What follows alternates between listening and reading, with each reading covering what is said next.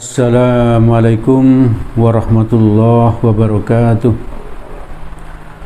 Alhamdulillahilladzi qala fi kitabil karim a'udzu billahi minasyaitonir rajim.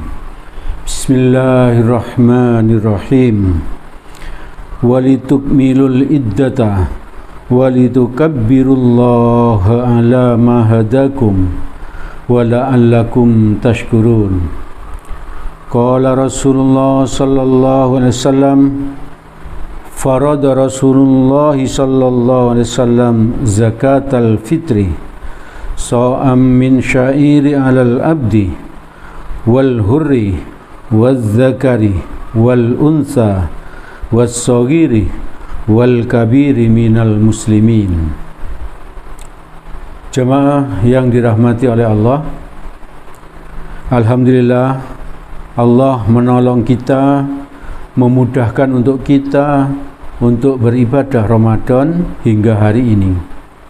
Seperti berpuasa di bulan Ramadan ini, tarawih dan witir, baca Al-Quran, istighfar dan bertobat, berakhlak mulia seperti tidak berbohong, tidak iri hati dan dengki, tidak riya, tidak ujub, tidak sum'ah, bisa menahan marah, dan banyak lagi hal-hal yang baik yang bisa kita lakukan berkat pertolongan Allah di bulan Ramadan ini. Semoga Allah menolong kita agar kita bisa menyempurnakan amal ibadah di bulan Ramadan ini hingga pada akhir nanti. Semoga Allah menerima, ridho dan memberi pahala semua amal ibadah kita. Semoga Allah menolong agar kita bisa istiqomah taat kepadanya dan taat kepada Rasul sampai kita dicabut nyawa. Semoga dalam keadaan husnul khotimah. Bahkan semoga kita bisa mati syahid. Amin, amin, ya Rabbal Alamin.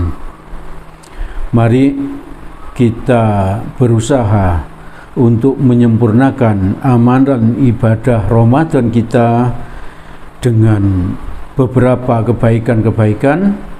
Yang pertama misalnya dengan membayar zakat fitrah. Membayar zakat fitrah ini hukumnya wajib bagi kita umat Islam yang mukallaf. Hukumnya wajib atas nama diri kita dan mereka yang di bawah tanggung jawab kita, termasuk atas nama anak kita yang masih kecil. Anak kita yang masih bayi pun kita wajib mengeluarkan zakat fitrah. Di dalam hadis riwayat Bukhari Muslim pada pembuka tadi, Rasulullah sallallahu alaihi wasallam mewajibkan zakat fitrah 1 syok kurma atau gandum. Tapi karena makanan pokok kita ini berupa beras, nasi, maka ini oleh para ulama dikonversi 1 syok gandum ini dikonversi menjadi plus minus 3 kg beras ya. 3 kg beras kepada budak. Jadi diwajibkan kepada budak, orang merdeka, laki-laki, perempuan, anak kecil dan orang dewasa dari umat Islam. Jadi semuanya diwajibkan untuk berzakat fitrah. Lalu kapan kita membayar zakat fitrah itu?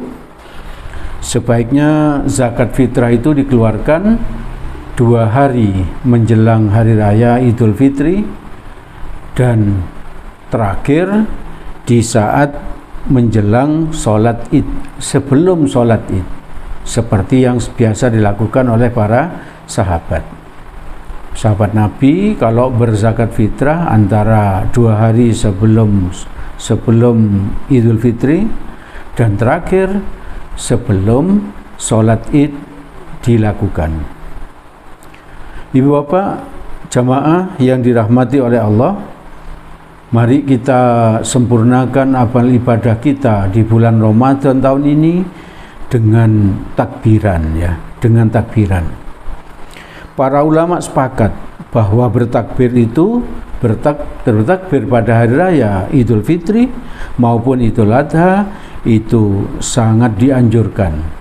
Sebagaimana Quran surat Al-Baqarah ayat 185 yang saya baca pada pembuka tadi, saya baca artinya bahwa Allah Subhanahu wa taala berfirman, hendaklah kamu mencukupkan bilangannya. Maksudnya mencukupkan bilangannya ini adalah menyempurnakan puasa 29 hari atau 30 hari sesuai dengan keputusan pemerintah.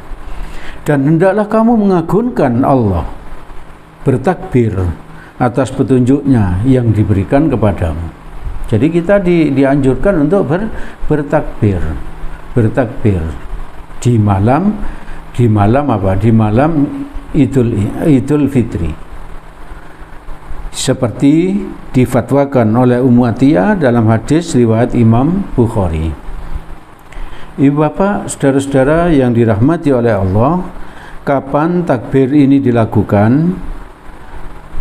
Takbiran ini dilakukan dimulai sejak maghrib tanggal 1 Syawal sampai dengan dimulainya sholat Id. Jadi kita tidak boleh bertakbir itu sebelum maghrib tanggal 1 Syawal. Jadi masih asyar misalnya, kita sudah yakin bahwa besok itu adalah Idul Fitri, namun kalau masih asyar kita masih belum boleh untuk bertakbiran. Baru boleh dilakukan setelah azan maghrib tanggal 1 Syawal sampai dengan menjelang sholat Id.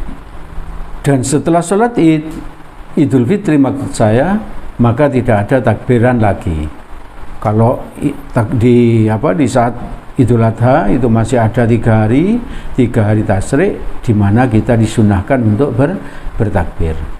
Tapi di sholat Id ini, di hari raya Idul Fitri ini, takbiran hanya dilakukan tanggal 1 Syawal mulai maghrib sampai dengan dimulainya sholat Id. Hanya itu saja.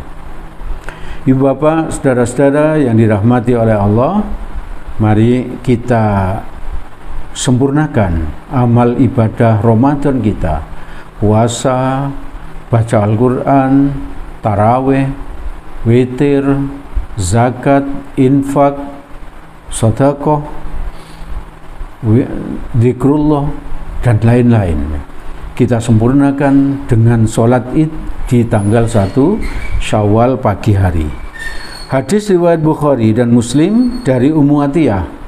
Nabi bersabda, saya baca artinya, katanya Ummu Atiyah, kami diperintah Rasulullah sallallahu alaihi wasallam untuk keluar dari rumah pada hari raya Idul Fitri dan hari raya Idul Adha. Wanita yang baru balik, wanita haid, dan wanita yang dipingit, dan agar wanita-wanita haid tidak mendekat ke tempat sholat, tetapi turut menyaksikan kebaikan. Jadi semuanya dianjurkan oleh Nabi untuk keluar ke masjid atau ke lapangan di mana tempat-tempat sholat Id dilakukan. Tapi yang sedang haid atau nifas tidak boleh mendekat ke tempat sholat, hanya mendekati dari kejauhan, mendekati orang sholat sebagai bentuk apa? Syiar kemenangan dari kita, kemenangan umat Islam di dalam melawan hawa nafsu. Setelah sebulan penuh kita berpuasa, setelah sebulan penuh kita melakukan amal ibadah seperti yang dilakukan oleh Nabi. Ada beberapa adab yang bisa kita lakukan di sekitar sholat Id itu. Yang pertama, mandi besar sebelum sholat Id, seperti yang disampaikan sesuai dengan hadis riwayat Baihaqi. Jadi pagi-pagi kita mandi besar, mandi jinabat.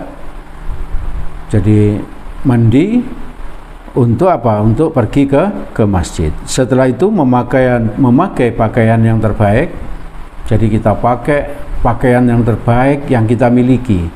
Tidak harus baru, yang penting yang terbaik. Sesuai hadis riwayat Bukhari dan Muslim. Lalu makan sebelum sholat Id. Sebelum sholat Idul Fitri kita makan sesuatu atau kita minum sesuatu. Itu hukumnya sunnah. Setelah itu baru kita berangkat ke masjid. Berangkat ke masjidnya dengan berjalan kaki. Apabila itu tidak menyulitkan. Berjalan kaki, tidak menaiki kendaraan apabila tidak menyulitkan. Berjalan kaki ke masjid itu bagi yang laki-laki sambil bertakbir dengan suara keras. Sambil bertakbir, Allahu Akbar, Allahu Akbar, Allahu Akbar, seperti itu. Dan seterusnya ya. Dengan suara keras bagi yang laki-laki. Sampai apa? Sampai kita duduk di tempat sholat, kita berhenti takbir ketika sholat akan dimulai.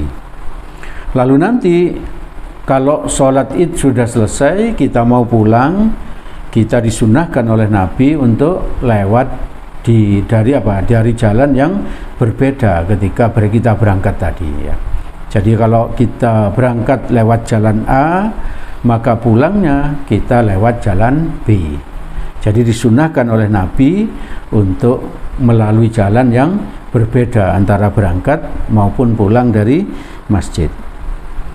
Lalu cara sholat Id itu saya ingatkan kembali bahwa di rakaat pertama kita bertakbir 7 kali dan di rakaat kedua kita bertakbir 5 kali.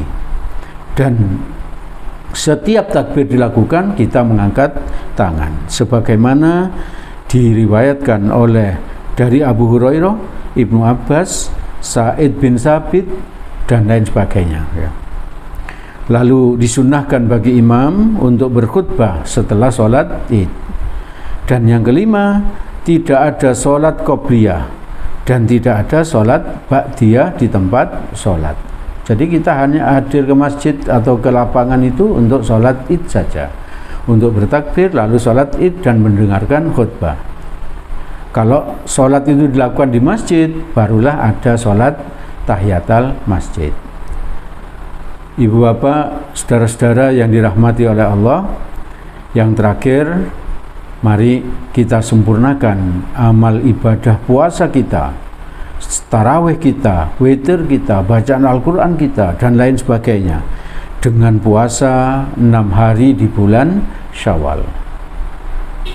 Hadis riwayat Muslim, Tirmizi, Ahmad dan lain-lain dari Abu Ayyub Al-Ansari, Nabi bersabda, "Man shoma Ramadhana tsumma atba'ahu sittan min Syawwali kana kasyamid dahr."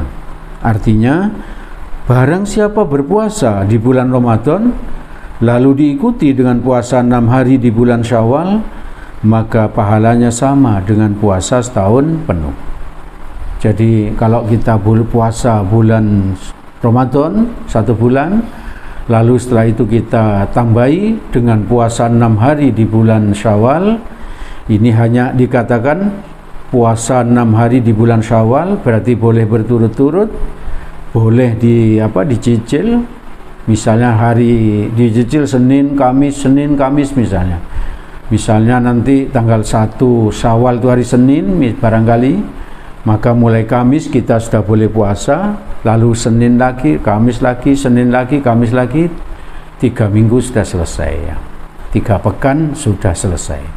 Maka pahalanya menurut Nabi tadi seperti puasa setahun penuh. Jadi mari kita usahakan kita juga mengamalkan puasa di bulan Syawal ini 6 hari, harus di bulan Syawal. Boleh bagi yang kuat, boleh tanggal 2 ya, tanggal 2 Syawal, tanggal 3, tanggal 4, tanggal 5, tanggal 6 ya. Setelah itu selesai.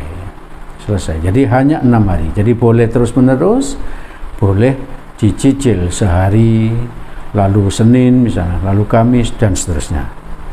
Ibu bapak, saudara-saudara yang dirahmati oleh Allah, itu yang bisa kami sampaikan pada kesempatan sore ini sekitar adab berhari raya menurut Nabi ya, menurut Nabi. Segala yang baik dan benar itu berasal dari Allah Subhanahu wa taala. Saya bersyukur sekali Allah memberi kesempatan kepada saya untuk bisa beribadah Ramadan sebulan penuh, dan semoga Allah menolong kita agar kita bisa menyempurnakan Ramadan kita dengan amalan-amalan tadi. Segala kekurangan itu berasal dari saya. Untuk itu saya mohon maaf yang sebesar-besarnya. Mari kita tutup majelis ini dengan doa kafaratul majelis.